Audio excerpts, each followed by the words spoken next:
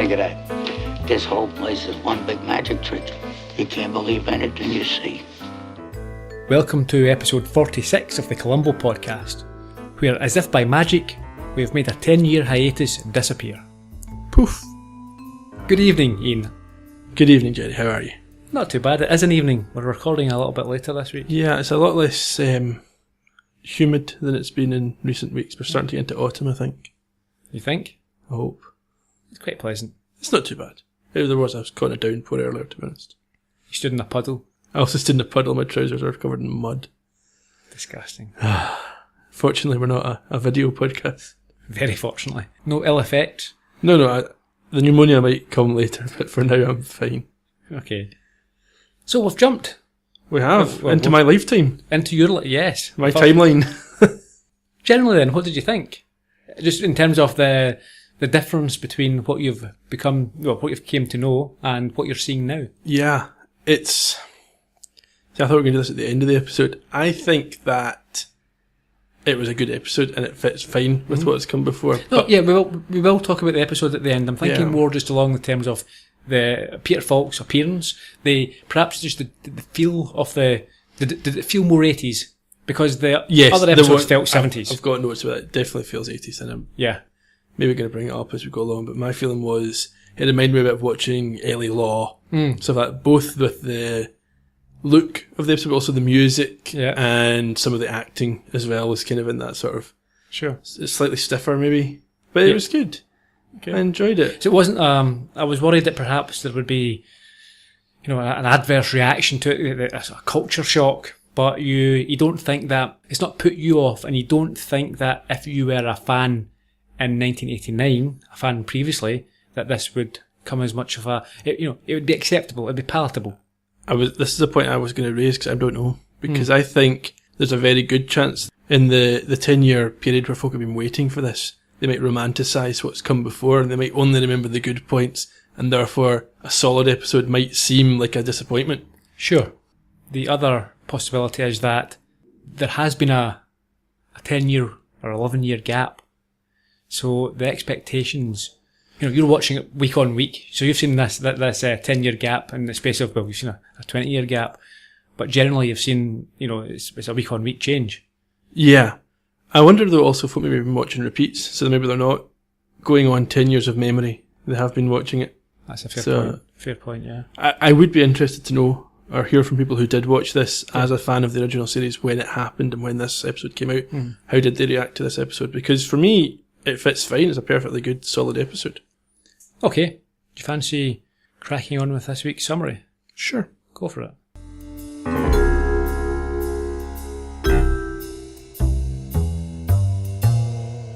In Columbo Goes to the Guillotine, we return to the world of magic. Elliott Blake, a supposed psychic, has conspired with parapsychologist Dr. Paula Hall to persuade observers of his abilities. In particular, he hopes that Harrow, a CIA operative, will recruit him for intelligence work. When an independent tester, Max Dyson, is brought in to perform an external test, Blake takes advantage of their previous relationship to once again appear as though he possesses extrasensory perception. Dyson, though, has been no friend to Blake through the years, betraying him to secure his own release from a Ugandan prison, an act that has not been forgiven. Using Dyson's own trick guillotine, Blake beheads his former friend and escapes, leaving the doors locked as though from inside. Lieutenant Columbo is no newcomer to the world of tricks and illusions, however, and he endeavours to solve the case. But can he keep his head long enough to collect the necessary evidence?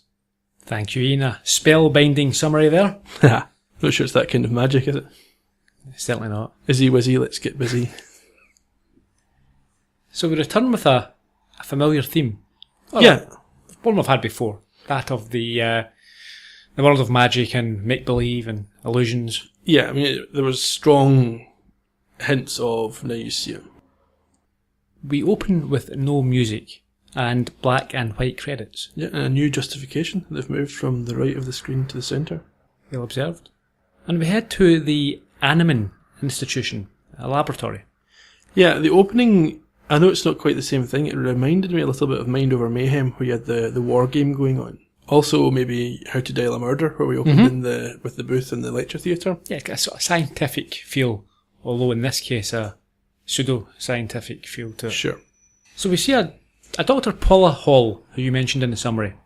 She is the director of this institute, and it's they're doing research into ESP and psychic abilities. Yeah, she is a doctor of parapsychology, which sounds made up to me. It does. She's in an isolation booth, Yeah. and so is a colleague or a psychic, shall we they're, say. they're trying to calibrate some very modern, old-fashioned equipment. Yeah. There's some kind of a polygraph thing going on, and There are a number of scientist types running around in lab coats, etc. yeah, they're looking very sciencey. They're trying to.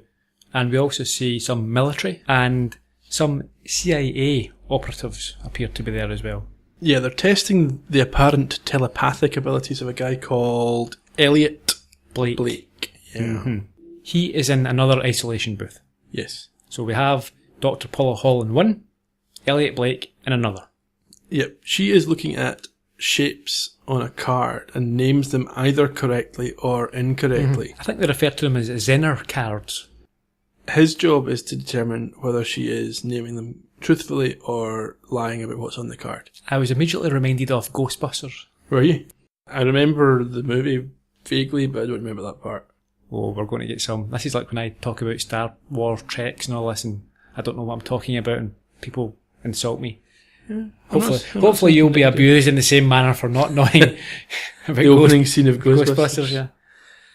So, Anyway, they're doing these cards and it kind of fades out and back in because it takes so long. yeah, they go through 400 of these cards. Yeah. And there's a fair amount of tension created in this scene. He's sort of, after the fades back in, we see him, his collar's undone, he's got a bit of sweat in the go. He's obviously, under a bit of stress, and it's been tiring, mentally exhausting. Yeah. And they're faking it.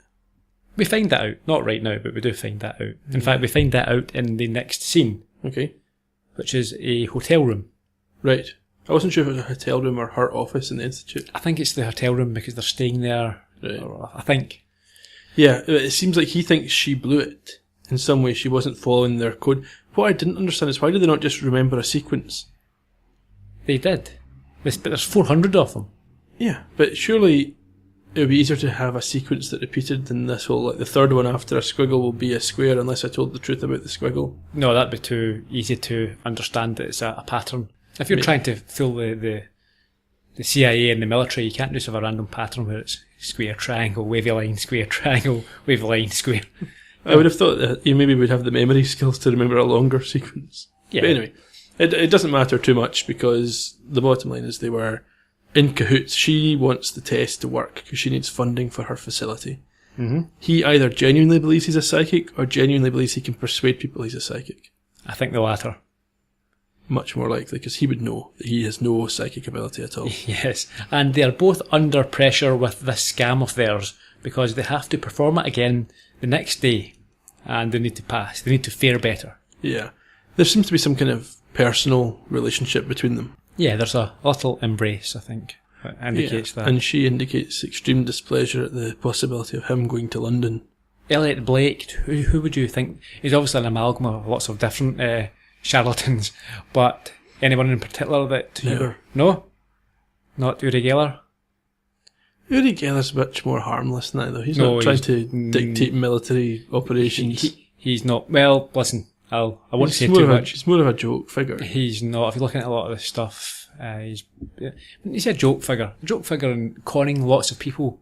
He makes a fortune out of this. He's not doing it for a party game. He's made millions on this, and he's I'm going off on a tangent here, but these type of people aren't harmless. It's not a parlour trick where we know. Listen, It's a game. It's a game. That's the whole point. Magicians, they're faking it, and you're happy to pay them money to do that and to be fooled. Yeah. But these con men, it's a lot of vulnerable people believe some of this garbage as well. They're not as bad as the ones who pretend they're speaking to dead people. No. We probably shouldn't go down this route because there may well be people listening who are, like this type of thing. But certainly Geller and other ones are People who know they have no abilities and try to pretend they do and make money out of people for like it. Elliott Blake, he's trying to make a fortune here, and we know he's a con man. Yeah. Elliott Blake was played by Anthony Andrews. He's born in 1948. He's a Golden Globe and a BAFTA winner for his performances in Brideshead Revisited. He also had an Emmy nomination for that. He was in The King's Speech, The Scarlet Pimpernel, Love Boat, and he was the first choice to play Remington Steele, which eventually went to Pierce Brosnan. Oh, okay. And around about that time, Brosnan was meant to get the role of James Bond, but couldn't get out of the Remington Steele contract. I think I heard that once. Mm-hmm. He was a guest at Thatcher's 80th birthday party. And as you probably can imagine, he was an accomplished stage actor. Sure. So, we're back at the Institute the next day. They're in a meeting room. Yep, Harrow has arrived to meet with Paula and Elliott. To be clear, Mr. Harrow he's just from the CIA. Yeah, we don't know much about him. No, you never do. The CIA, they don't divulge too much information. No, and what they tell you is probably a lie. Probably. Geronimo, we'll call him that. Yes, why not? Codename Geronimo. The low-flying eagle lays its eggs in the giraffe swims. Moving on.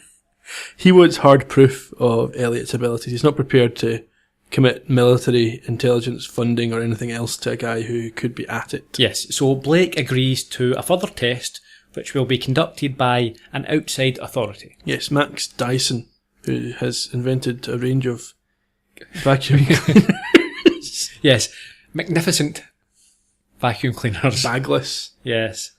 So, yeah, his full title is Max the Magnificent Dyson. That's his name. Paula calls him, ironically, a fake magician. Yeah, so it's like, what does that mean, a fake magician? So, He's doing tricks, but they're not real. He's not really magic. No, so what does that mean? Does that mean that he actually does have abilities, superpowers? He has magic powers? No, he's fake. But magicians are fake. So if you're a fake magician, you're not doing an act, they are for real. Yeah, no, she's saying he's fake compared to folk who actually have magic powers. Alright, so therefore she's classing Blake as a magician. Some kind of magician, yeah, or some kind of... Yes, because her field of study is this parapsychology, so she's invested in the fact that it's real. Yeah. I'm not, I'm into sort of the skeptic side of things, Ian, and it's an area of interest. Listening to quite a few podcasts. Yeah. But yourself, I'm not sure how much you read about or know about that. Not really, I mean, I downloaded a couple of skeptic podcasts, but I never really got into listening to them. So, would you be aware, or were you aware when you watched the person that Max Dyson was based on, quite obviously? No. Yeah. James Randi. James Randi. Is that a stage name? No, I don't think it is. I'm not sure actually if it's his real name. Might not. Don't know. But I read a number of his books and he's on an awful lot of different podcasts. Excellent chap to research and dig into if you're interested in skepticism at all. Okay. He's a magician and skeptic who debunks these frauds and con men and con women. Dyson's based on him? Yes. Right. Yes. Yeah, James Randi's very good. He's got the Randy Challenge, which has never been taken up. The James Randi Challenge, which has never been taken up or beaten, where he's got £1 million in escrow somewhere, and there's a test that he's laid down, a methodology, but no one's been able to take him up on it. It's because there's no such thing as psychic powers. Yes, because they're all liars, and deluded in some way, perhaps. Yeah, I think so. So this Max has been exposing psychics and has never yet found a real one. Correct. And it's, the stakes are built up. This test will end one career. Mm-hmm. So we understand that whilst Blake and Max don't know each other, haven't met, they are aware of each other. So that's what we're told at this stage. Yes. It's not true. Mm-hmm. Max then provides some conditions for it's a distant viewing test. Yeah. And Blake is confident, he doesn't seem worried at all, which is a bit odd. You'd think that he would be under some sort of pressure. Especially when we've just seen him stress over a test that he knew was fixed. Exactly. Or that could have been part of the act, I suppose. I suppose it was. Yeah.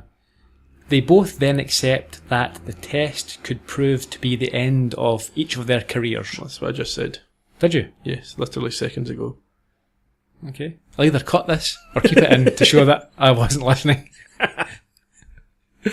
Yes, so, 2 men enter, 1 man leaves. Yeah. 1 will stand, 1 will fall. All the usual. Yeah. So we've set up the scenario, what's going to happen here. Yeah. Later that night. in a clandestine environment. On a bridge, I think it is. It looked I like. thought it was a dock, but either way. Yeah. There's mist, isn't there? And there's people in shadows and Yes. chaps with collars turned up on a very spy-like. I think way. in the background I saw a briefcase exchange between two men on a bench. And, yeah, there was one guy sitting looking through a newspaper with the eyes cut out. Yes. And you heard that sort of noise. Ding-ling. See him look from one side to the other. Yes. And we see Blake and Max embrace. Yes. Now, did you, at this point, up until this point, did you know that they'd be working together? No, but then I didn't have much of a chance to think about it. We've only had one scene with the two of them in it. Yeah.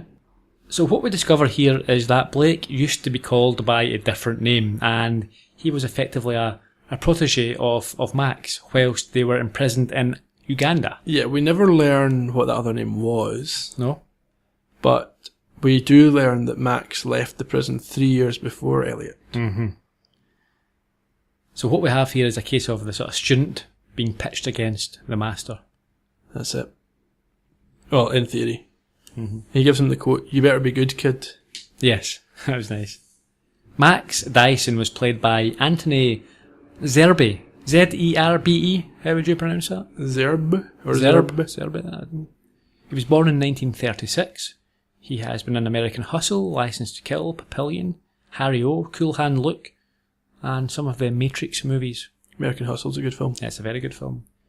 He was an Emmy winner for Harry O, and he has been in Star Trek Insurrection.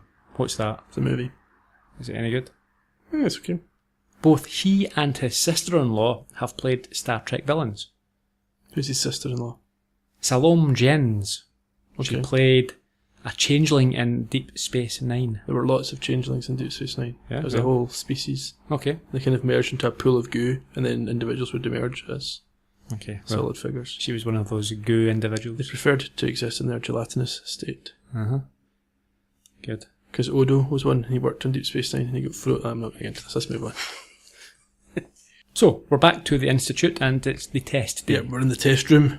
Blake enters the booth as Max describes the test. Do you want to describe this test? Yeah, it's fairly straightforward. There's going to be CIA agents, I believe, out in 3 separate cars, and they're going to think about what they're looking at. No, they'll be military. They're wearing military uniforms. Okay, military gents. Yeah, I've got field generals written down. I don't know why I've said my CIA there. I'm getting all mixed up. And Elliott's job is to get them to concentrate on what they're looking at and then draw it. They are given a kit each, which is fairly basic. There's a map book, which they... A city map. A city map, which is on pages. It's not one foldable sort of thing. They have an eye mask thing, so they can pick the page completely at random. A pen to mark a spot, and then an elastic band to hold the book in position. Correct. And what they have to do is they have to randomly select a point on the map using the blindfold and the pen, drive to that location, look at a landmark, draw it down, and then think and try and telepathically send what they're drawing back to the Institute. Were they drawing it? I thought they were taking a picture. Sorry, yes, they were taking a And picture. then scanning it, Yeah, because yeah. we're now up to Sorry. 80s technology. You Yes. had a handheld scanner. No, you're correct. They were scanning this, sending this back by scanning, but they had to try and telepathically concentrate and send it back to the Institute. Yes. And Blake had to intercept these thoughts and himself draw each of them on a piece of paper. Yes. And then what they were going to do is compare his drawings to the scanned photographs that would be sent through. That's it. The only random element was when they reached the point, one of the folk in the test room chose what direction they had to look. Yes. So they were given a north, south, east or west. So even if Elliott knew the locations, he would need to know 4 things for each location. Yes. And how could he possibly know the location? So when revealed, we see that Blake has been extraordinarily accurate, and there's gasps of delight. The CIA and the military give a standing ovation and confirm that he's got the gig. He's going to be given this work. Yeah. This was the scene where I noted that this was very 80s. There was, the haircuts and the look and the feel of the film. And I think, like I said earlier, Elliott Law was the comparison that came up with. It was that sort of... Or as I remember it. I only remember watching it as a child. My mum and dad had it on, but as I remember it, there was that sort of feel. Yeah, and I mean, I don't know too much about sort of technical filming of things, but I think they use a different type of camera or film stock because it does have a different look, doesn't it? Yeah. Different ambience. Even Max begrudgingly offers congratulations to Elliott as they depart. He's obviously devastated that his test has been beaten. Mm-hmm. It's now later, and Max is in his workshop. He's ominously operating or working on a guillotine. Yes, the guillotine from the episode's title. Yep. As Blake arrives via a very old-fashioned elevator. Yeah, by invitation, I suspect. Yes. And he is also, we see, wearing a set of leather murderer gloves. Yes, as they're now known. Mm-hmm. We find out here Max, who's testing his guillotine, helped Elliott pass the test. Yes. We don't know how, we just know that there was some kind of collusion. Let's have a listen to a little clip here. Okay. You know, Max, for a moment this afternoon, I really thought that you were going to betray me. Again. What do you mean? That show that you put on. Well, I thought it might be to make it up to me. You know, for what happened. In the prison. Remember, Max? The escape we planned. And then one day, you vanished. Max, the Magnificent, was out. And then the guards knew exactly where to look for my clever little escape tricks. My God. Is that what you think? I think you sold me, Max. Freedom for you. 3 more years for me. That isn't true. And every hour of every night, I dreamt about being like this. Now let me go. Here and now. I gave some money. I never betrayed you. I never gave them you. If you want to kill me, you can, but try to remember what we meant to each other in that place, what we gave each other, and then put that together with this craziness. It doesn't make sense. Okay, Max. But this isn't the moment of murder. No. Elliott seems to accept this explanation. He just wanted to generate the pressure to get it out of him. Yes. So after pleading his innocence, as we heard, Blake relents, and now this is one of the weaknesses in this episode. He, for some reason, unloads his gun and places the bullets on a tabletop. Yep. Okay. And we think forgets them when he leaves. What possible explanation can you have for doing that? Just to put Max at ease. Nah, you put the gun down. Well, yeah, you and I would. Yeah. Well, I don't know, I've never handled a gun, but I would imagine. Yeah, you mean you wouldn't? I've never seen that in my life. Think of any TV programs, any movies, and they say, okay, fine, fair enough. They have a change of heart. They drop the gun, put it down. That's all you do. Especially when you know you're going to murder him anyway. Yeah. You know, you don't take out your bullets and leave it lying around. I mean, you would imagine that he planned to take them with him, but with the whole thing, staging the doors being locked, he maybe forgot. Okay. This is just a very, very heavy-handed way of giving Columbo a clue here. The writers need looked at for this. There are also some very, very heavy-handed, what shall we say, exposition. Yes. That whole bit where you played the clip there, it was clunky. Yeah, you didn't really find out until later as well. You know, this whole thing about Uganda and a prison, and, you know, it still wasn't that clear. And you find out later on, I think it's to do with a poker game or something. But how does a poker game, how did you end up, two of you in prison for years? And why then Uganda in the first place? Well, presumably they're trying to do a magic trick and con money out of somebody. So they've been maybe caught. Yeah. And it's maybe been a government official or something. True, but in Uganda, they might just shoot them. you can do this anywhere. Yeah, But why Uganda? Why Uganda? Don't know. Maybe they thought nobody in Uganda's watching this, so we can... Maybe it just seemed that, you know, they could have been in the States somewhere.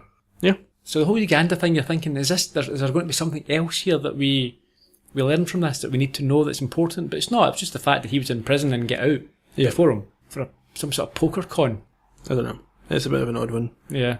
Anyway, Blake tells Max to continue working on his guillotine. And Max strangely believes that everything's okay now and goes back to lying under a blade. Yeah, and they've got one more exchange. Mm-hmm. As he does, Max inserts the guillotine collar over his neck. Essentially pinning him in place. Mm-hmm. And he then, what does he do?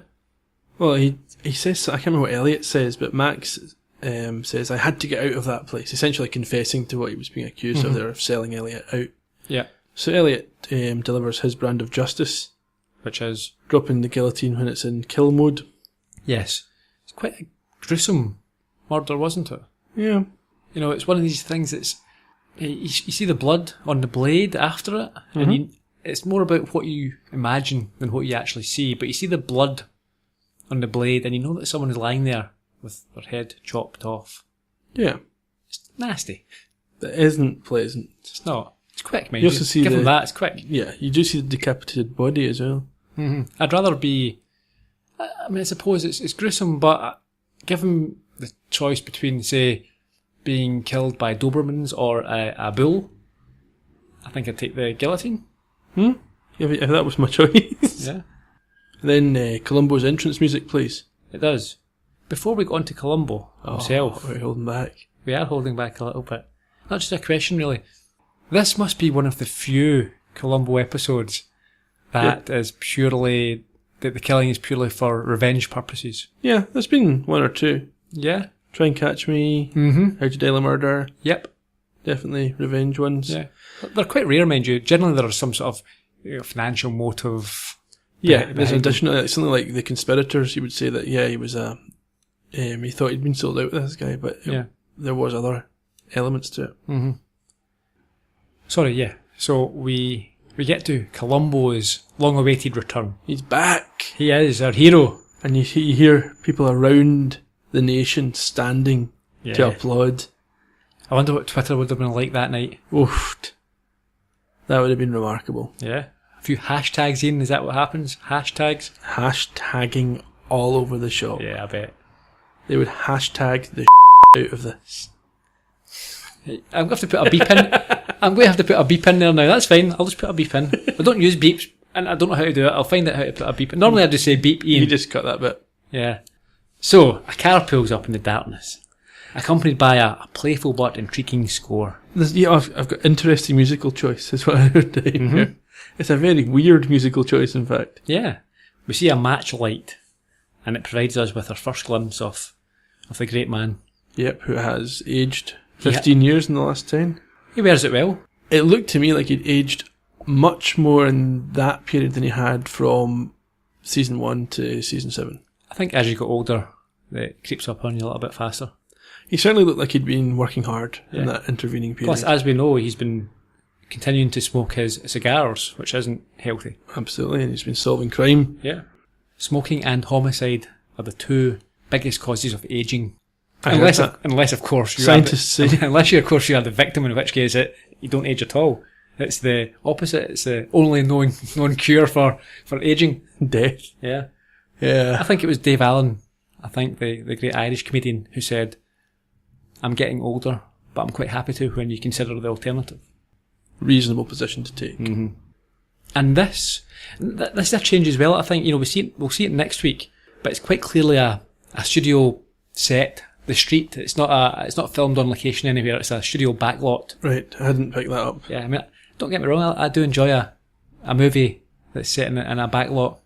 Columbo is on his way to a bar. Yes, he small talks first of all with a cop at the entrance to this bar. Talks about family and kids and that type of thing. Yeah, a little bit of back and forth, basically reintroducing the character to the audience. Yeah, a little bit of banter, gentle. You don't just want to get back in there with dead bodies and headless victims. But Columbo does learn from the conversation that the owner of the bar will only speak to homicide. Yeah.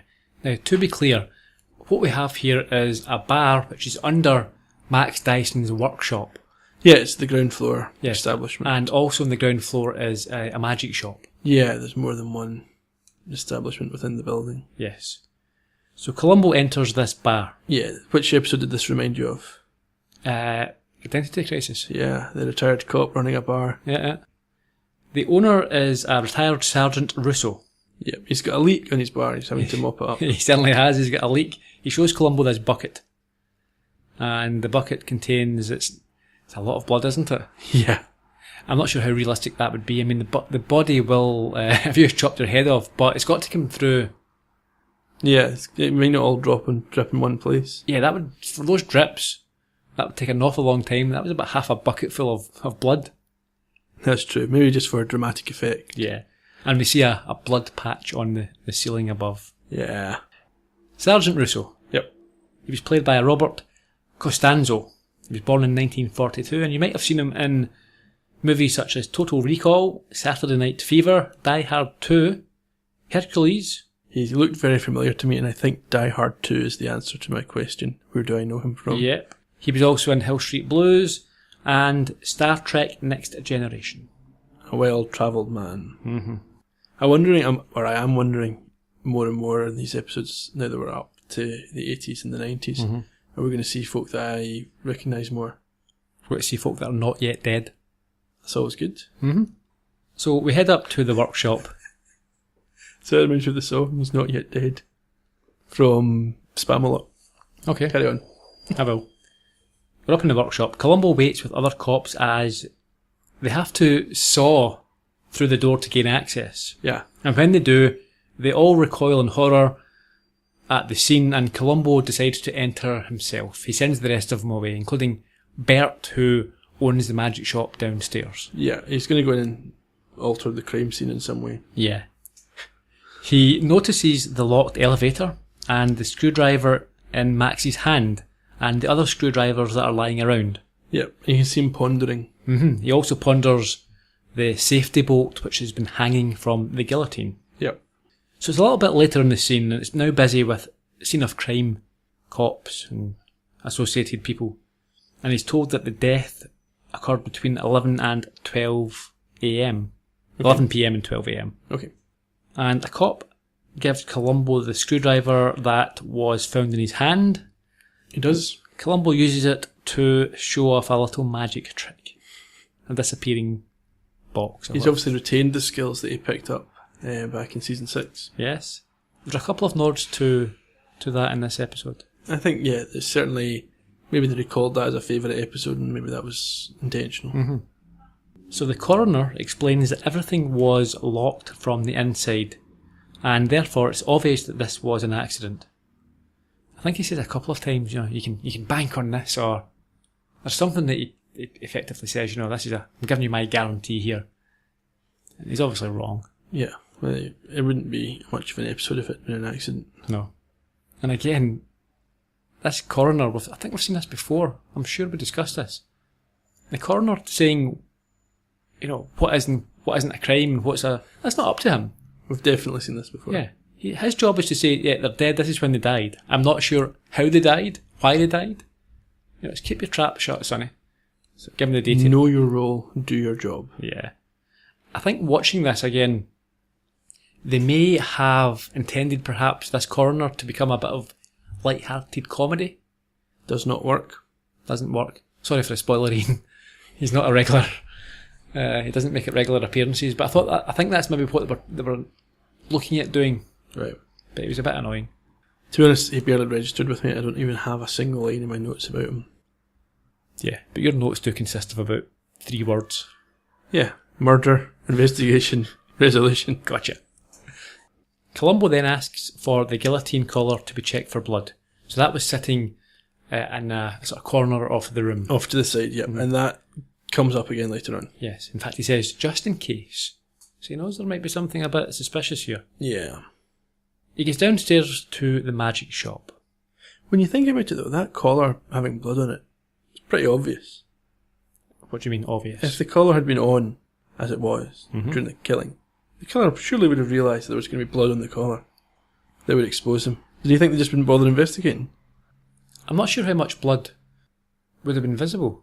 Because that's why Columbo says check it just in case. So it's obvious to the naked eye there wasn't any blood on it. It had been very small splatters. Yeah. But you surely must imagine... Well, yeah, if that was me, I'd have wiped the collar down.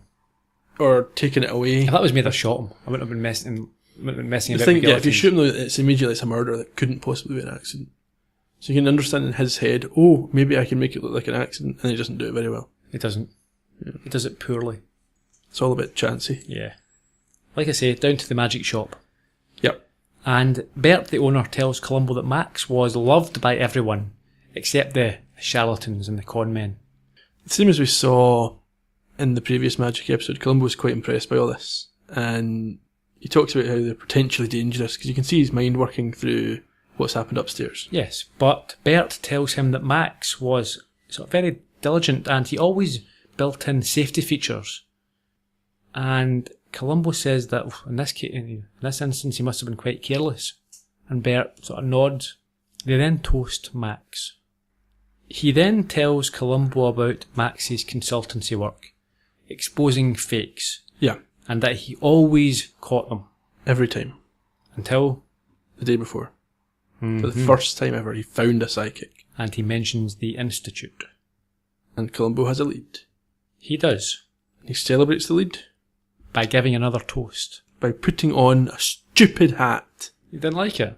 I thought he looked ludicrous. You're into Harry Potter and all that sort of stuff. You love those Harry Potter movies, and that's They all don't they do. wear pointy hats. They mess about with those hats, and they've got different hats to put you into different In rooms. any event, if Columbo showed up doing a Patronus charm, I still would think that was ridiculous. A what? It's a Harry Potter thing. Yeah, I know. What is it? It's just a Say it again. Patronus charm. Well, anyway, I'm saying it. You can't mix things like that. It doesn't make sense. And Columbo looked stupid. He looked stupid. He did.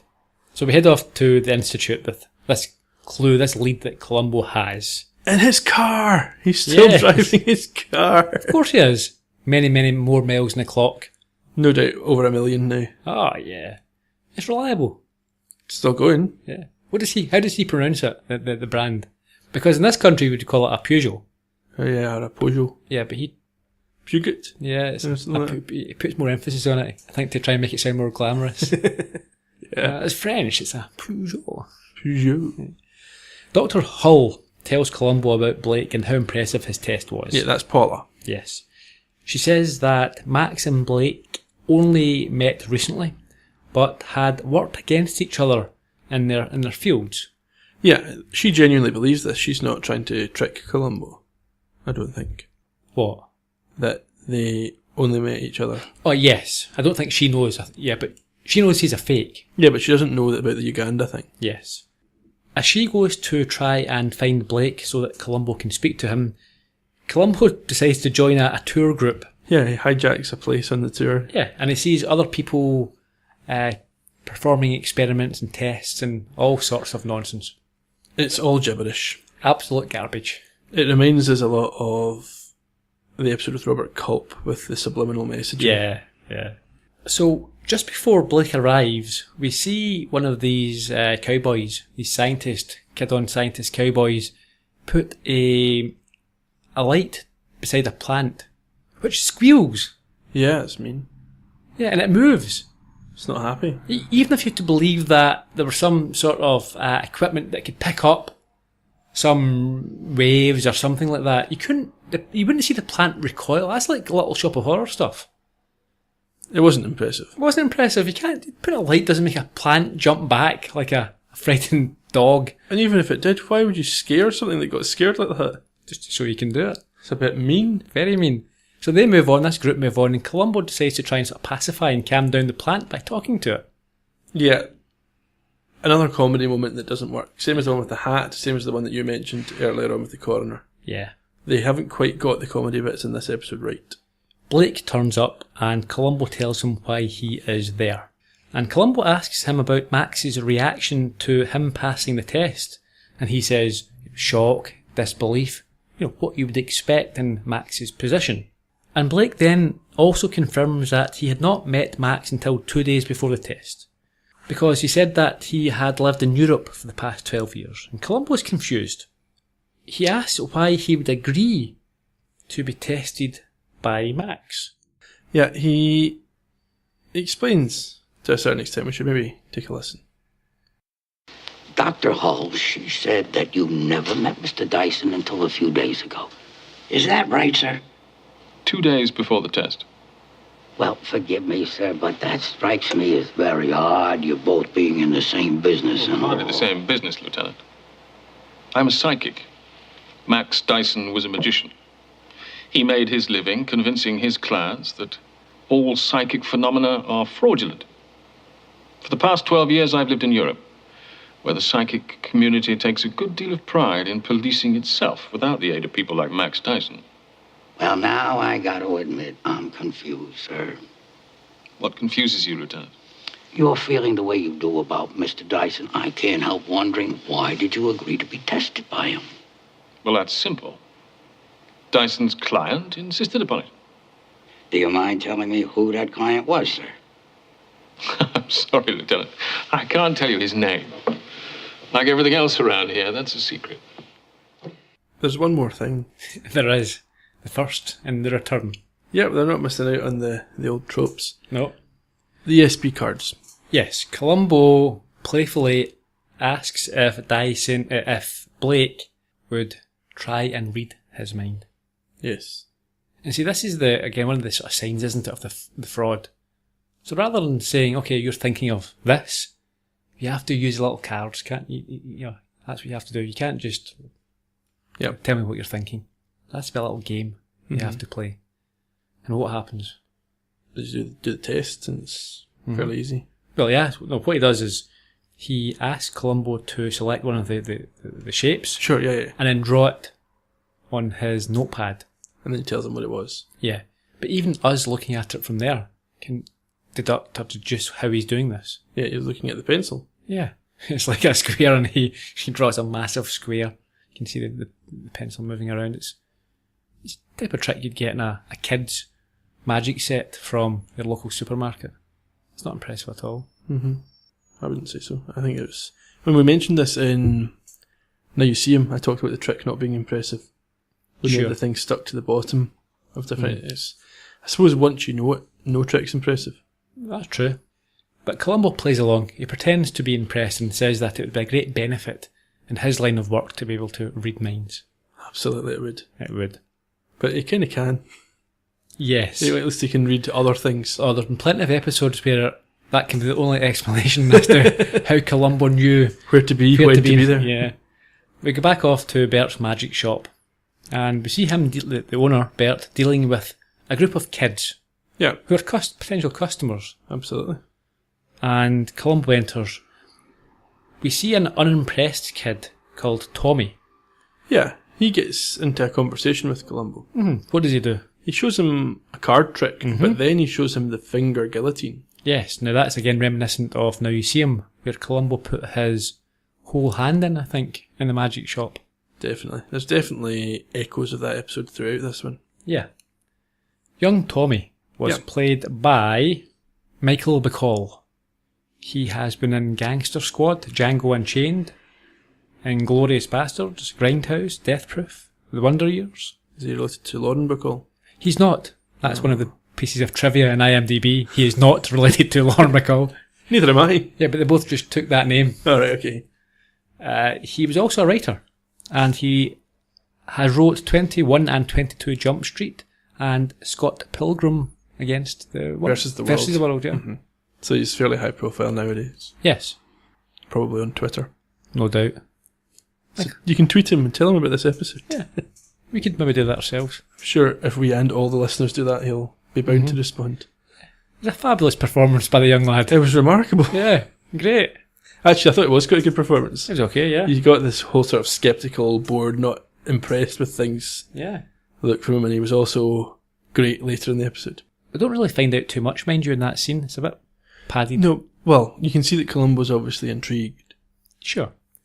And we head back to Max's workshop. Yeah, clearly Columbo's gone from the finger guillotine. He's asked the man, well, show me how this big one works now that I've... Yeah. Yeah.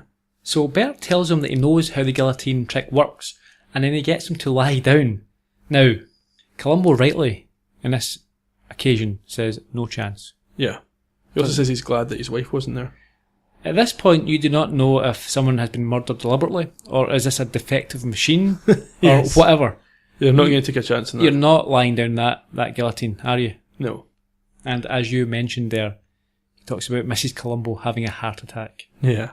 There's an unfortunate moment, though, because the magician says he won't tell. Yeah, because when Columbo says, do you know how it works? What Columbo meant was, will you tell me how it works? Yes. But Bert says, no, I told you I know how it works, but I'm not telling you, you're not a magician. This guy's meant to be a friend, or at least a good acquaintance of the victim. Yes. And we saw, even in Now You See Him, the killer eventually gave up his secret. Yeah. So, for this guy, keeping his magician's secret from Columbo is more important than helping solve the murder of his friend. Yeah, this is all, again, garbage. In real life, murder investigation, and you say to there's some wee guy called Bert who wears a magic hat, and he is giving it all, oh, I'm not telling you because you're not a magician. So, listen, Bert, you can buy the answers in your bookshop downstairs. If you don't cough up with these answers, I'll be taking you down to the station, and an old rubber hose will be getting pulled in you.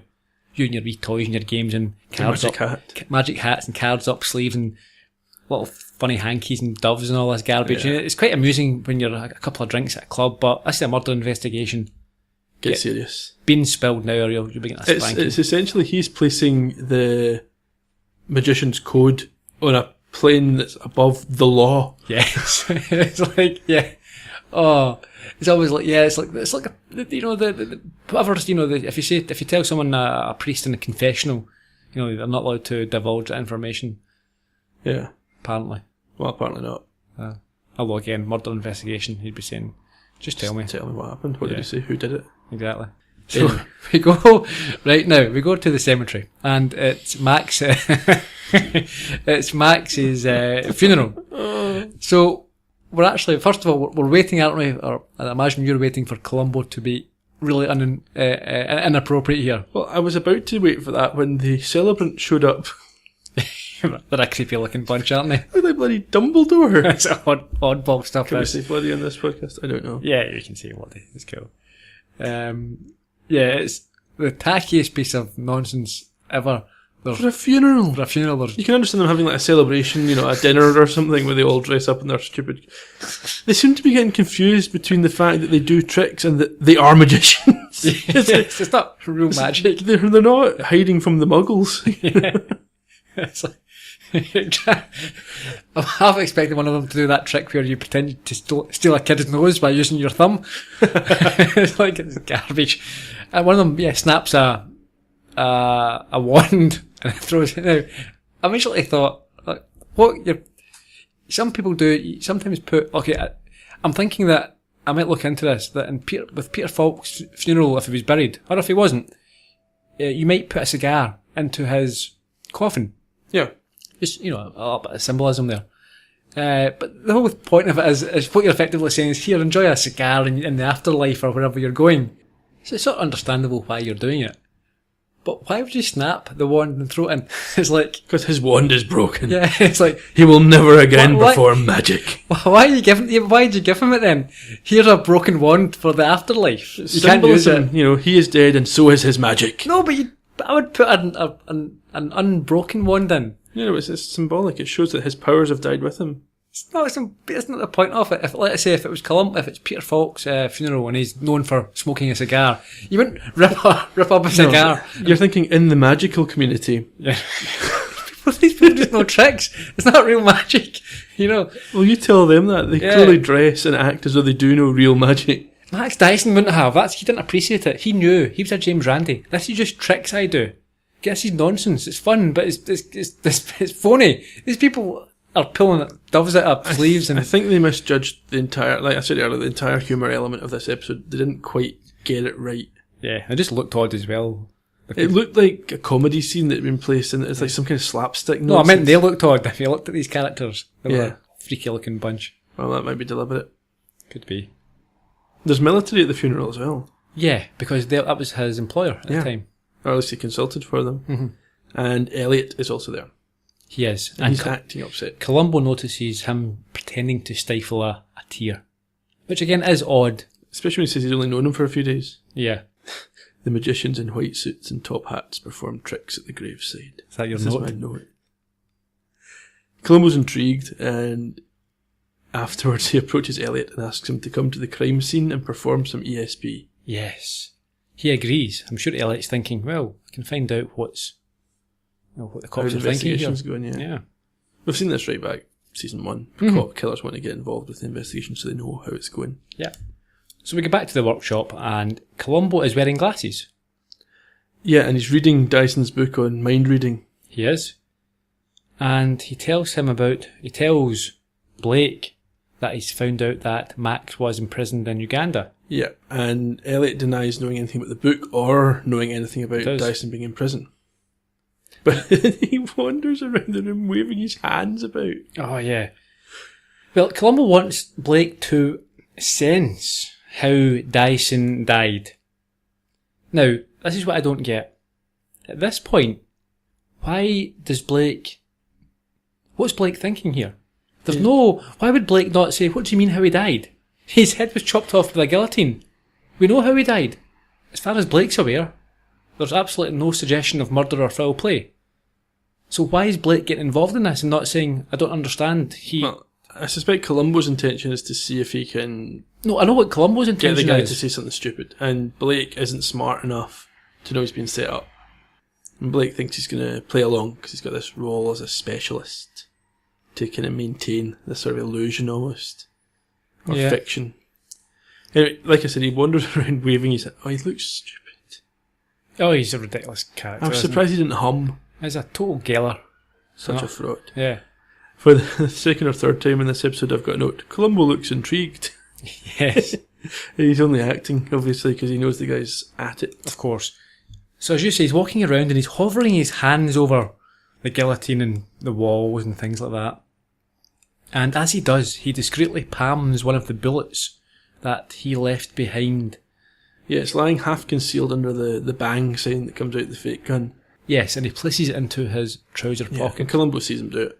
Because he knew he would do it. And then we get some of the worst quotes in the... I mean, my note, it's an expletive, I can't repeat it at the beginning. It's a Scottish one beginning with P. Yes. And ending in H? Yes. Second... Okay. With is in the middle. Yeah. But the things he says, there is an emotional mist in this place. A residue of despair and hopelessness. Yes. A passion to escape from life itself. Torment, death and freedom. To end it all. Yeah, he's a cowboy, isn't he, here? Columbo immediately says, I've ruled out suicide. Yes. Well, he suggests suicide, before fainting, and Columbo, immediately comes back, as you say, and puts... he's ruled out suicide because Max had bought stuff for his dinner. Yeah, this is weird as well, isn't it? We can have a quick chat about this. He pulls out some cabbage and corned beef, and he says, look, he bought this 2 hours before he killed himself, or that evening. Yeah, well, Columbo's obviously learned little about suicide in his time away. Yeah, why would you buy cabbage and then kill yourself? People who kill themselves want to starve first. Anyway, Elliott has far too much to say, but there's a brilliant quote from Columbo that I loved, possibly the highlight of the whole episode. Okay, well, what's that? He says, that's terrific sensing, sir. Terrific sensing. He's just mocking the man. Yeah, there's a couple of times actually he mocks him in this episode. Yeah. So Blake is forced apparently to rule out suicide, but he then suggests that maybe it was disguised to himself. So he wanted to kill himself, but set up an intentional accident. Now, an intentional accident is suicide. It's not an accident. No. Maybe it's an accident he allowed to happen. Yes. Yes, but Columbo's ruled that out. So Columbo, he again leads him into this sort of false sense of security. He allows him to ramble on with his theory before dismissing it. He cuts him off and cuts him down completely. He does. He plays him here, doesn't he, really? Yeah, we've seen this actually. Was it Murder Under Glass? When he said, oh, you could have been the target. And you got the, oh yeah, well, how? It's the same sort of thing here. It is. Columbo shows him how the screwdriver that Max was holding could not have actually been getting used before he died. Yeah, it couldn't have been the one that was even in his hand when he died. Why? Because the only screws that worked were out of reach. And Blake wants to know what this signifies. What do you think it means, Lieutenant? Well, to me it means that Mr. Dyson couldn't have had the slotted screwdriver in his hand, not when he died. What would he be doing with it? And it means that Mr. Dyson must have been working with the Phillips head screwdriver. And when he died, Phillips head screwdriver, it fell on the floor like this. And here's the really interesting part. Somebody somebody who was here must have picked up the other screwdriver by mistake and put it into Mr. Dyson's hand, maybe to make it look like an accident. But it wasn't an accident, sir. That's what these two screwdrivers tell us. Well, if it couldn't have been an accident, Lieutenant, and it couldn't have been suicide, are you intimating that Max Dyson was, murdered? Oh, no, sir. I'm saying straight out that the man was murdered. Because we have to consider this, too. For me, they should have switched the two screwdrivers around in this story, because technically you can adjust a Phillips head screw with a flat-headed screwdriver. Yeah. But anyway, it doesn't matter. We get the point. Mm-hmm. And what he goes on to discuss here is the collar. Yes, which we talked about when he ordered the tests being done at the start of this. It was not found beside the body, but it has been revealed that there was blood on it. The lab boys have found blood. Yeah. Now, I suppose an explanation for that is maybe he's been working with it when he's had a cut in his hand or something like that in the past. It's his, his blood, it's his block. Yeah, that in itself wouldn't prove anything, but it's enough for Columbo now to... It would be very unlikely. The chances of that would be rare. He's convinced it's definitely murder, and he gives another sort of warning to Elliott. He says, now that we've come this far, we're definitely going to find the murderer, and when we do, maybe you can read his mind. Yes. Again, he's taunting him. Yes, he's literally got no respect for this man, which is good. We've seen that before in Columbo. I like that. Yeah. So again, there was mixed feelings about these clues. I do like the one about the screwdriver, because, the murderer wouldn't have necessarily, he'd have picked up any screwdriver. It seems legitimate. It seems authentic. Yeah. The collar, not so much, because I suppose if you couldn't see any visible signs of blood, you may think it's safe to move it. You'd have to move it away, because you wouldn't have the collar on if you're working on it, so you had to move the collar. He had to, but he probably should have thought it through. Why would it be, where would there be blood? Why would there, what's he going to do with it? And so on. Could he not have released the blade without any collar on? Suppose he risks the guy trying to get out of the way. Yeah, but the bullet clues I'm not happy with at all. Leaving bullets lying around, emptying your gun and leaving. That's just diabolical. Yeah, we haven't quite got back to that one, but yeah. We'll go very, very briefly to the Institute. Blake is offered a new job. So Mr. Harrow from the CIA tells him that he wants him to come and work for them, and he thinks it'll be a hard decision, but he tells him he has to basically give up Blake Elliott. He has to stop existing. Yeah, he's got to create a new identity and move somewhere else. Elliott Blake, I think it is, rather than Blake Elliott. That's what I didn't say. Yeah. Anyway, yeah, he's going to get a new identity, but literally seconds long, this scene. Yes. Blake has to pretend that he's thinking about it, but always really thinking about it. Well, that's exactly what he wants. Yeah, of course it is. He's been chased for murder. He wants to disappear. Suits him down to the ground. But even without being chased for murder, I think this would be his dream scenario. Yeah. Get away from the woman that's annoying him. Get rid of a name that's connected to Max Dyson. Yeah. Move on. Mr. Harrow was played by Alan Fudge. That's a familiar name. It is. It's the second of 3 Columbo episodes that he appears in. Okay. The first being Publish or Perish, where he played a David Chase. So we've spoken about him before. Was he the rival publisher? Yeah, I think he was. We get the traditional Columbo pool scene next. Well, it's a yacht club, I think. It's a pool scene in a yacht club. Yeah. Elliott is sitting at a table and Columbo wanders by and bumps into him. I think Elliott's quite at this point relaxed and happy because of the job offer. Yeah, he's getting away, and he's not wanting anyone to know that that's happening, but he's happy. So he's happy for Columbo to join him and have a chat. Columbo's been practicing on the old psychic cards. Yes, he said he has been showing Mrs. Columbo this trick, and he decides to perform it on Blake. Yeah, and gets it right, and reveals the trick. How he discovered the solution in one of Max Dyson's books. Which he's obviously read cover to cover by now, as is his method. He also tells Blake that he has been reading one of his CVs. Yeah, and has learned that he was born in Uganda. Yes, where Max spent time in prison. Yeah. But Blake says he left when he was only 6 years old, and the fact that Dyson was in prison meant that they would never have crossed paths. This made no sense to me. Okay. He's changed his identity after leaving prison. Why did he leave anything about Uganda in his new identity? Yeah, Why not create a completely fictional backstory? that's true. Yep, good point. Anyway, makes no sense. It's later on that evening and we're in the hotel room, Blake's hotel room. He's there alone and he is informing reception by telephone that he will be checking out tomorrow with the Institute picking up all the tabs. Yep. Paula appears, Dr. Hull. In her nightwear. Oh, yes.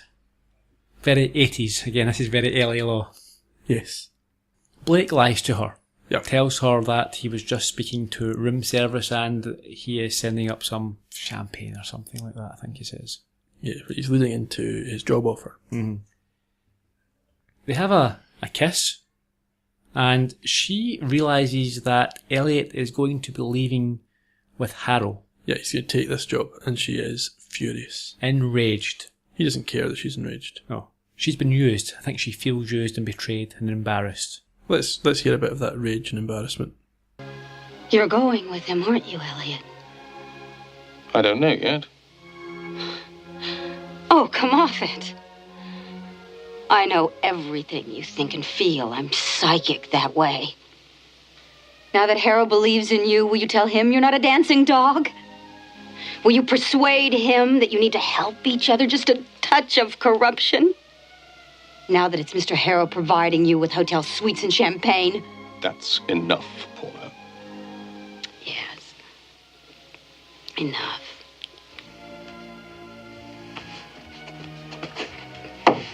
Try to read my thoughts. They're very vulgar, Elliott. They'll tell you what you can do to yourself.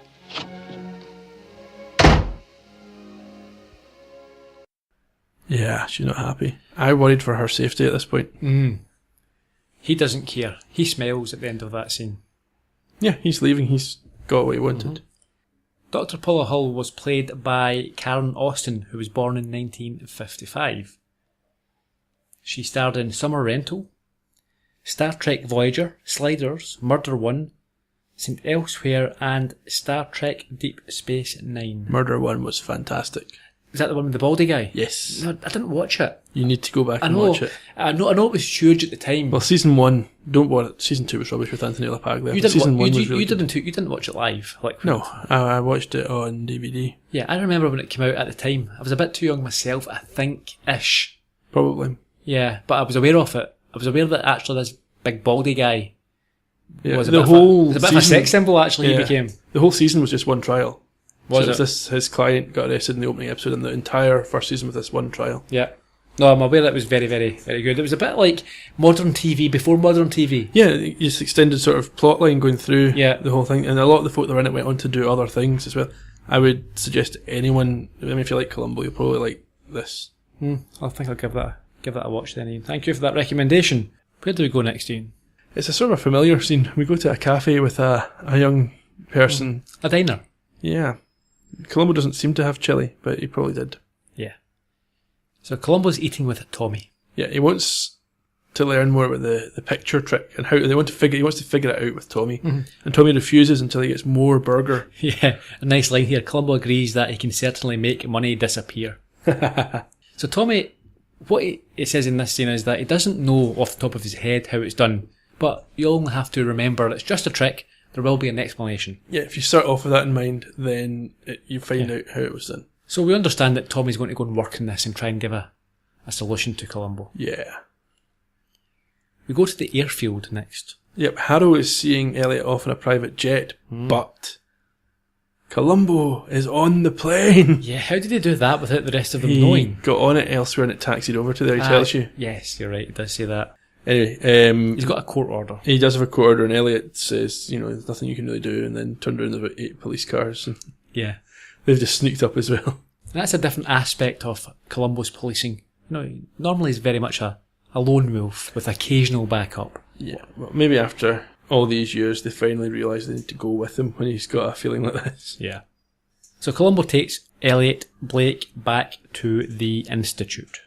Yes, where Paula and Tommy are setting something up. And Harrow and the rest are also there to Yeah, watch this. They're going to recreate the test that Elliott did with the drawings. So they reenact this test with Tommy playing Max. And this is quite a bit of padding, isn't it? He goes through this entire scene again. Yeah, and they use each other's like fictional names. The outcome is that Columbo successfully passes the same test after appearing like Blake to struggle and sweat over the answers. Yeah, Harrow's astounded. And Columbo won't share his magician's secret. No. He will, but not right now. Yeah, Paula, she's not astounded. She laughs. She's enjoying this because it exposes Elliott, who betrayed her. Although, long term, she's gubbed. Well, if it's found that she knew that he was fake, Well, even so, her institute has lost the contract. Yeah, that's true. There are no psychics. And he will spill the beans. He will explain how it's been done. And he'll do anything to get a shorter sentence, you would think. So she's potentially getting charged here with a conspiracy to defraud. Maybe. You're trying to con people, aren't you? But at least you didn't kill him for betraying her. No, that's true. Blake has a last throw at the dice. Rather than hold his hands up immediately, he tries to claim that Columbo must be amazingly gifted, just like him. Yeah.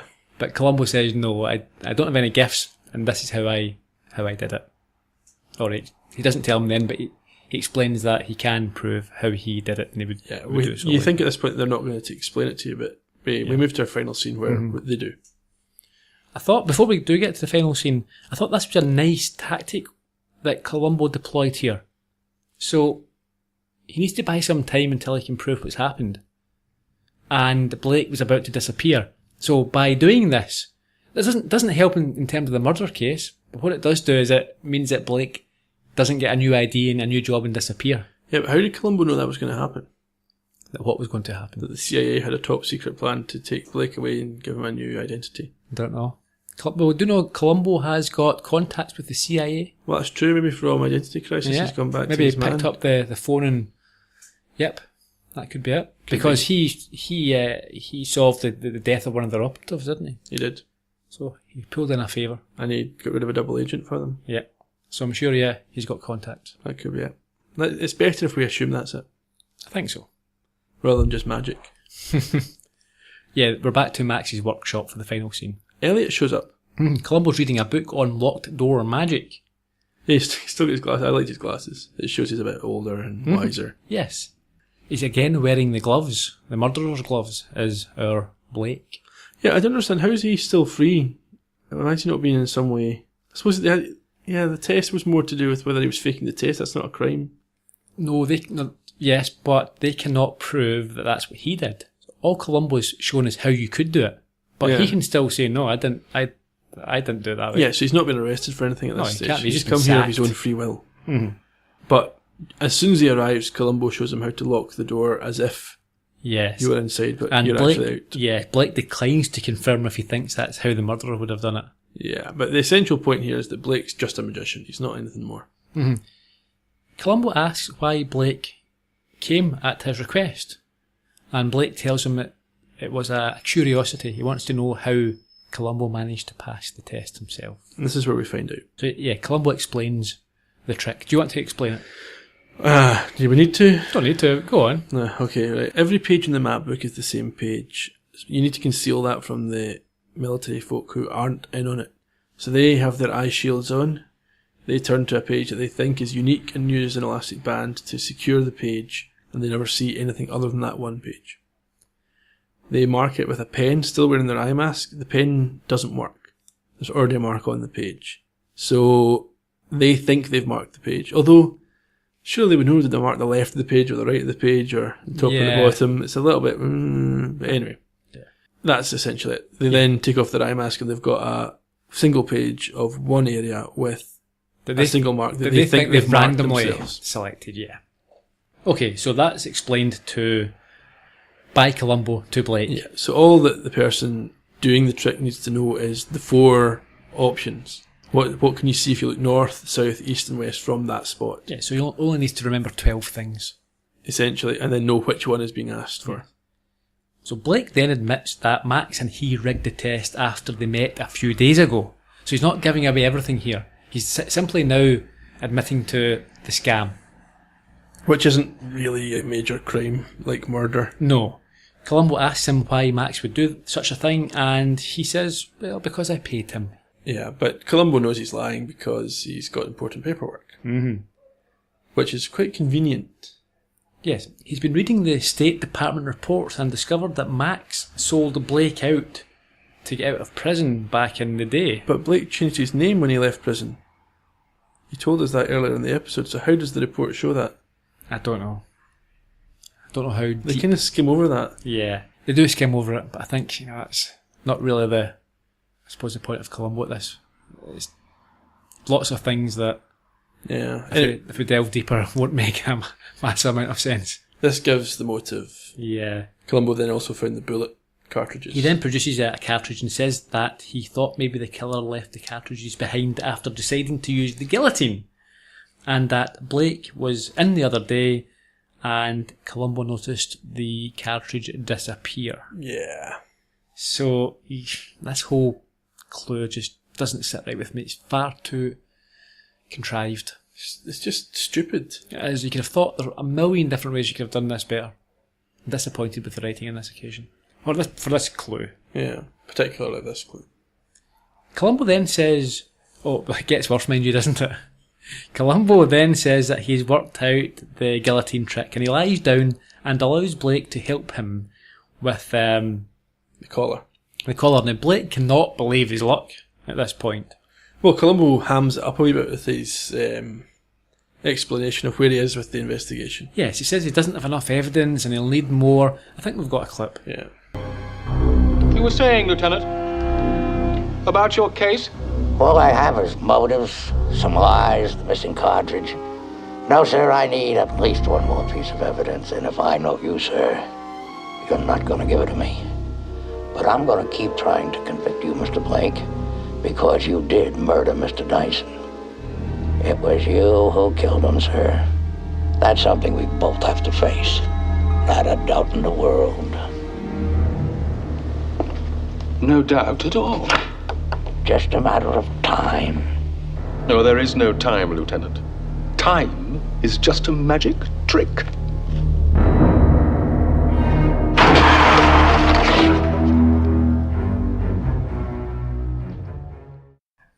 Yeah, and the guillotine is released, but Columbo survives. You see Blake turn away. Yeah. Unable to face what he thinks he's done. But, of course, Columbo has survived. This is Chancy. Yes, Columbo admits that he reversed the safe and dangerous labels on the guillotine. Chancy, Iain, no, this is way beyond Chancy. What if Elliott, it's very likely he might decide, I'm not going to kill the policeman, this is stupid. We discussed this before. Why, Murder Under Glass, Columbo was relying on Gerard attempting to poison him that evening. Yeah, but if he hadn't attempted to poison him, then Columbo would be fine. Yeah. What sort of an idiot killer thinks it's okay to kill the cop who is investigating him for murder by using the exact same method? In Murder Under Glass, and in this instance, Blake must have assumed that Columbo has told colleagues, I've written a report, told colleagues I'm meeting with Elliott Blake to discuss the murder. I think he's murdered Max Dyson. He's my prime suspect. Yeah. And Elliott Blake thinks he can get out of this simply by killing the cop in the same guillotine. How many accidental guillotine deaths do you get? It's stupid. Who will he come after? If he kills Columbo, what do you think the cops are going to do? You can get away with Max being an accident, potentially. But Columbo's not going to be an accidental guillotine death. So what was his thinking here? It's panic. No. Opportunity. Not thinking. Yeah, all that, but it's not a good... It's stupid, but not a good ending. The problem for me is, from Columbo's point of view, if he doesn't decide to kill Columbo, if he's sensible, then Columbo gets his head cut off. Yes, exactly. And there's no guarantee he would try to kill him. Yes, that's what I'm saying. Only a moron would have tried to kill Columbo in this situation. A complete idiot. So if this guy wasn't a complete moron and acted rationally, he would have killed Columbo. Yes. That was both of them are stupid. Stupid. Stupid meets stupid. Weak, poor ending, I think, to this episode. It was an enjoyable episode, I think. Yeah. Did you agree? Yeah, no, I enjoyed it. Yeah, but the bullets and this gotcha were terrible. But even then, It gets worse. what happens? Columbo decides he's going to shoot Elliott. Yes, he's In going revenge. to deliver his own form Brand of of justice, justice, yeah. yes. And he raises a gun, and you see Elliott, or Blake? Blake's his surname. Yeah, Elliott Blake, Blake Elliott, 2 surnames, 2 first names. And he quivers as Columbo points the gun at him. And what happens? It's the one that says bang. Yeah. I think this might be indicative of the 80s and 90s and onwards episodes. It's cuddlier. It's not as... I mean, Columbo was never the grittiest, but you No, always felt it was more real. It was more... There was just something, there, a bit of edge about it, and I think this... It lacks that little bit. It's too playful. Some of the drama is undermined Yeah. by stupidness. Yes. But yeah, it was enjoyable enough. Yeah. I mean, the character's still fine of Columbo, and I think generally the plots and the whole sort of theme holds up, but yeah, there's a slight edge that's taken off it, I think. Yeah. But I don't know going forward, but from this one, they're not all like this. yeah, I mean, I would say it was a good comeback. I mean, and reintroduced the character fine. Yeah. I think folk would generally be seeing it as a sort of a middle tier episode Yeah. if it was placed alongside the others, but I suppose you can look at it in 2 different ways. The viewers back then may have been just so overjoyed that their favourite detective has returned that they're willing to overlook or forgive. forgive the changes. Or you may be measuring it, as you say, if you're watching repeats of some of the classics, you may be slightly disappointed. Or maybe both. I think that's fair. I mean, generally, when shows get sort of remade or rebooted or brought back after a long absence, they're a disaster. Yeah. Very few can, hold a sort of 10, 11 year gap and then come back and still be enjoyable. So I think that it's actually impressive that it's not been terrible. I mean, it's interesting. They obviously used. You're going to come to it in a moment. A director who'd done a couple of Columbos before, so he would understand what they were looking at. Yeah. I don't know if had the writer done Columbo before. I'll go into that in a moment. There's one other guest star that I've not mentioned, and it was James Green, who played Bert Spindler. The Magic Shop Man. Yes, he was born in 1926. He has been in Road to Perdition, Brooklyn Nine-Nine, enjoy that comedy show, Diagnosis Murder, Quantum Leap, and here's a funny one for the British audience. He was in an episode of Grange Hill. Ah. Don't know why. Supply teacher. Yeah, he was a French teacher in one episode. But yeah, he popped up in Grange Hill. As you do. Mm-hmm.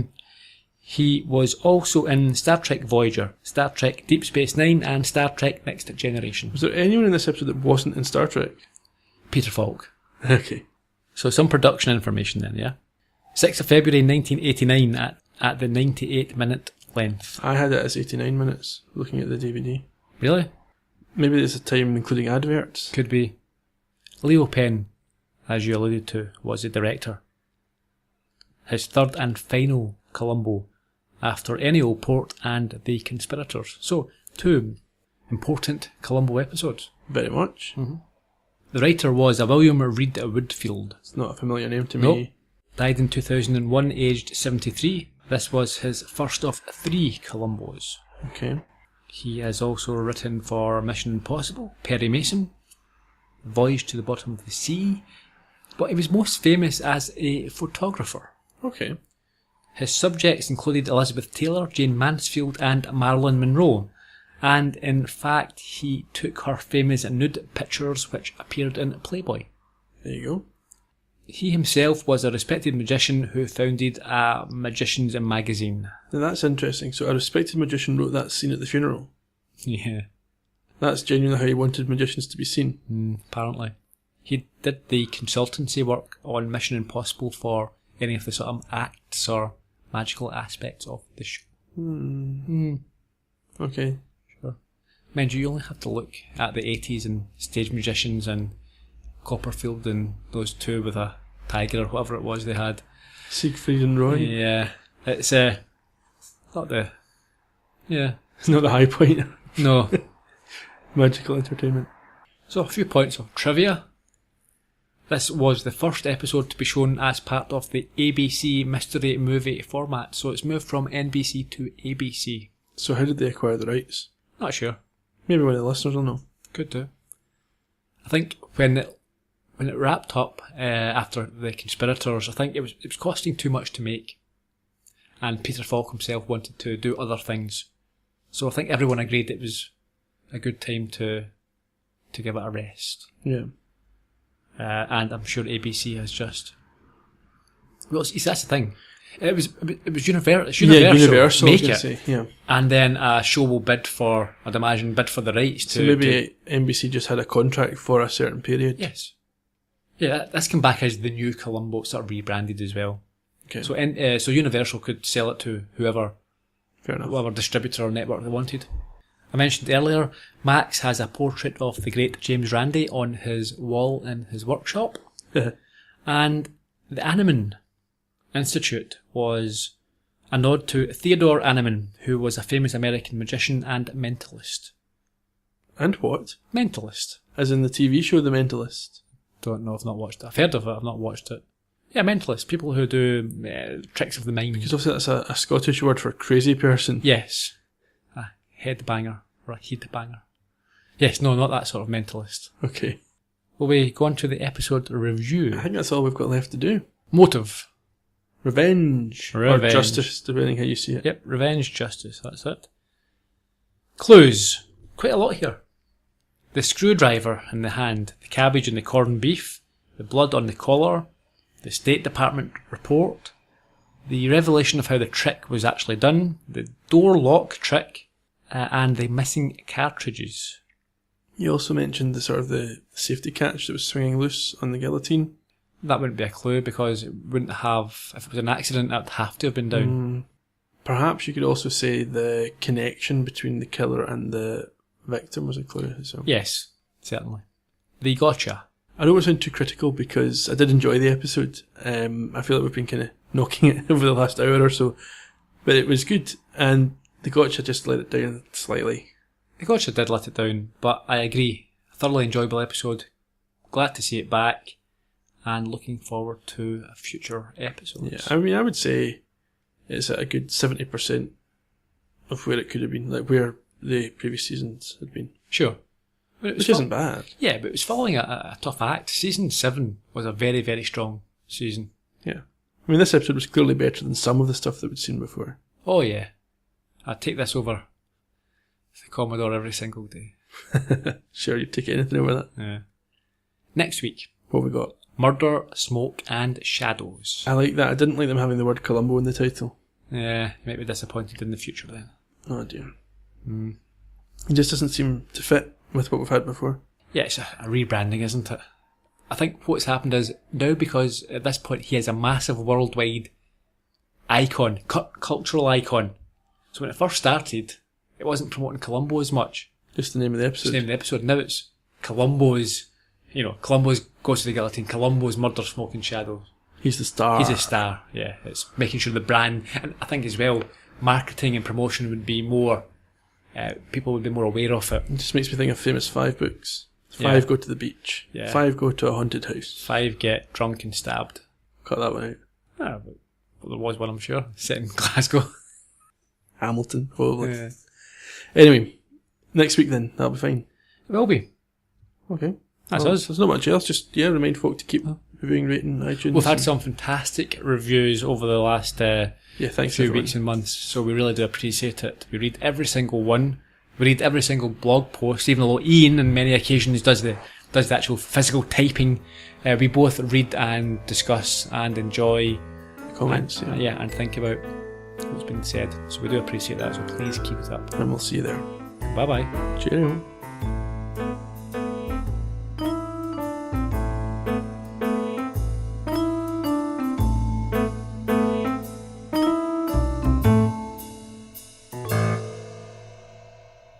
You have been listening to the Columbo Podcast from Heard Yet Media.